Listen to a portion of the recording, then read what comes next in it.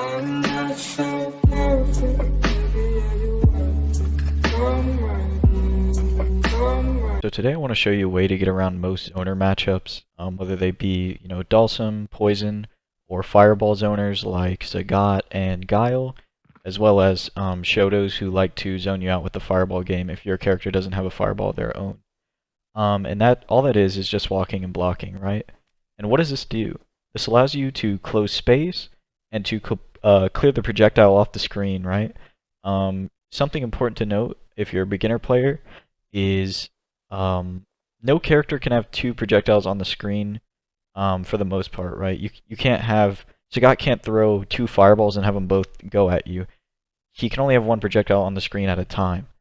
So if you are walking and blocking, that projectile is going to disappear faster, and you're going to be closing space. So once you get to about right here, I would say, you're going to make this zoner have to make a decision.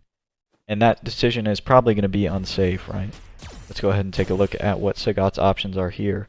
So once you've made it to about this point, he's cornered, and his options to get out of this corner are probably going to be to jump, to dash, to just walk forward, or to start up another fireball if he doesn't realize that the spacing that he's at is not good, right? Because if you're that close, if you're this close and you see him start up a fireball, you can get a jump in here, right? So those are his options, and you can punish most of those. The only one that you can't really punish reliably would be like if he just walked, right? So you would have to react to him just, taking a step. And even he could walk and block forward, right? So it works both ways to an extent. Now this tech works for more than just zoners. It generally allows you to safely gain a positional advantage and put yourself in a good situation without taking much of a risk.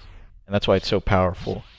You can see that the most damage I'm going to take doing this is probably if I eat a fireball on accident. But the amount of positional advantage that I'm gaining is way more beneficial because my whole goal here in most matchups, but especially the zoner matchups, is to get the zoner in the corner. Now this is especially good against characters like Dulcim and Poison because their normals at this range are going to be negative on startup. So, sorry, their normals are going to be negative because they take so long to start up. So, if Poison does crouch heavy here, it's going to be negative and it's going to be your turn.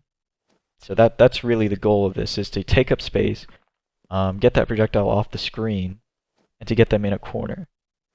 And this, like I said, doesn't just apply to zoners. This is just a good positional tool to have at your disposal anyways.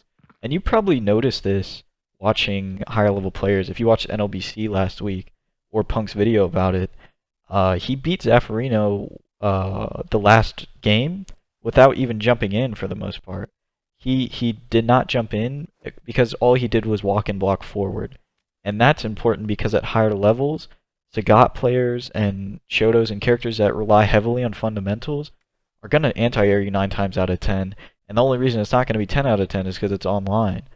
So it's very powerful to be able to do this effectively and to walk somebody down. I hope you guys learned some today, and if you have any questions, please leave them in the comments, and please consider subscribing.